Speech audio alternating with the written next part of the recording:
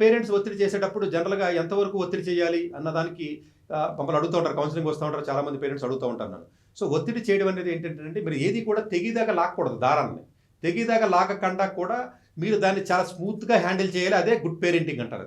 ఆ పేరెంటింగ్ చేసేటప్పుడు అతనికి అర్థమయ్యే విధంగా చెప్పి, అర్థమయ్యే భాషలో చెప్పి, అర్థమయ్యే రీతిలో చెప్పి, మీ వల్ల కాకపోతే అర్థమయ్యి చెప్పగలిగేవాడి దగ్గర తీసుకెళ్ళి చెప్పించి, అప్పుడు కొంత మీరు ఇలా చేస్తే బాగుంటుంది, ఇలా ఇబ్బంది పడతామని చెప్పేసి ఏదైతే ఎడిక్షన్స్, ఏవైతే వీక్నెస్‌లో, ఏవైతే బ్యాడ్ హ్యాబిట్స్, ఏవైతే బ్యాడ్ ఫ్రెండ్షిప్స్ ఏవైతే ఉన్నాయో వాటి నుంచి బయటికి రావడానికి కొంత ఒత్తిడి మీరు చేసినప్పుడు అది స్టెప్స్ కింద ఫేజ్డ్ మేనర్లో చేసుకుంటూ వెళ్ళినట్లయితే మీకు సక్సెస్ అయ్యే అవకాశం ఉంటుంది. పొద్దున సాయంత్రం దాకా కూర్చొని నువ్వు చేయకరా నువ్వు ఇదొద్దు అదొద్దు అని చెప్పి తిడతా కూర్చుంటే కొంతకాలానికి ఆ తిట్టికి వాల్యూ లేకుండా పోయి మీ మాట ఎవరికి వినడం.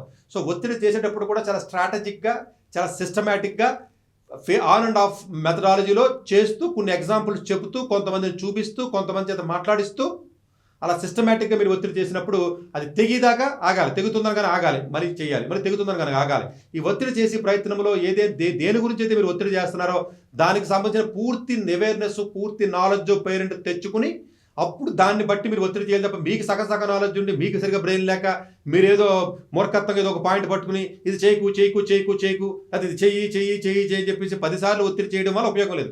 దాని వెనకాల ఉన్న మూలాల్లోకి వెళ్ళి దాని రీజనింగ్ను కూడా పట్టుకుని, ఆ రీజనింగ్లో ఉన్న లాజిక్ని కూడా పట్టుకుని, ఆ లాజిక్ని ప్రాపర్గా మీరు ఎక్స్ప్లెయిన్ చేసి వాడిని కన్విన్స్ చేస్తూ, ఒత్తిడి చేస్తూ కొంతకాలానికి మీ దారిలో తీసుకొచ్చే ప్రయత్నం చేయాలి.